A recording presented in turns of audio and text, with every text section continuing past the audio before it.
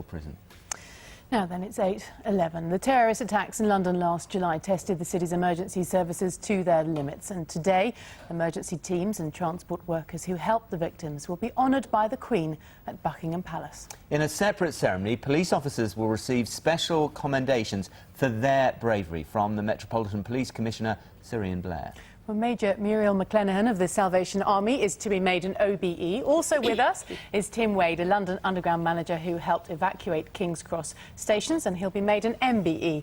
Well, lovely to have you with us, and congratulations to you both. Thank you. Well we spoke a little bit to Tim earlier, and he told us, Muriel, about his experiences evacuating people, as we've just heard from the station, spending 2 hours underground, just under 2 hours, as you clarified, underground, helping people, helping the victims. Just tell us a little bit about your role that you played on that day. On that particular day, I was part of the team that ensured that all of the planning that had taken place over the last few years, particularly since 9/11, were actually activated, and that all of the processes were in place for dealing with such an incident. Because what a lot of people didn't realise, and I didn't realise, that there was a particular plan specifically for such an event. Yes. Multi-agency teams have met together for a number of times, particularly over the last 2.5 years, to ensure that there have been plans in place to meet such an incident. Tim, a dreadful, dreadful day. What exactly, though, are your memories of what happened? It's all a bit hazy, so to speak. I remember the first thing was there's people walking out of the Piccadilly line that apparently was an evacuated station, and well, we must go and help. Walking down there, walking off the end of the Piccadilly line platform, to be faced by 500 people walking towards me out of a smoke-filled tunnel. And it was 10-15 minutes to clear them, and then eventually got to the train, and then just the massed horror of darkness.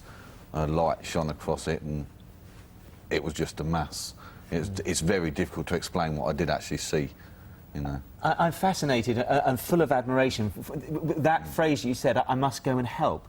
Was that the first instinct? Was that the instinct of most of the people around you? Yes. I mean, it's down to the training that we receive from London Underground. It's incident training, and we're there to assist the public in anything. And you just click into an autopilot training mode to go and assist, and it was at everything. Be it the emergency services, Salvation Army, London Underground staff, we all did what we were paid to do. And you don't think about what you're doing at the time. No. And however much planning you'd put into place, Muriel, could you have really been prepared for what happened that day? I think every single incident that happens is different to the last one, and so when something happens, it has to be assessed what needs to be put in place to meet the needs of that particular incident. But what always happens is that people will be affected, individuals will be affected, and ensuring in the long term that there are sufficient support facilities in place to assist those people, both those emergency service personnel who were involved and those who've been affected. And I know you've both said to me individually that the awards, the honours that you're receiving today are on behalf of everybody who worked so hard that day. How do you feel? Excited, nervous? It's a big day. Yes. I'll let Muriel say it. Yes, I'm nervous. I mean, not the circumstances, that anybody would have wanted, but it is a huge day for you personally. Individually, personally, it is very exciting, to have the opportunity to go to the palace with your family as well.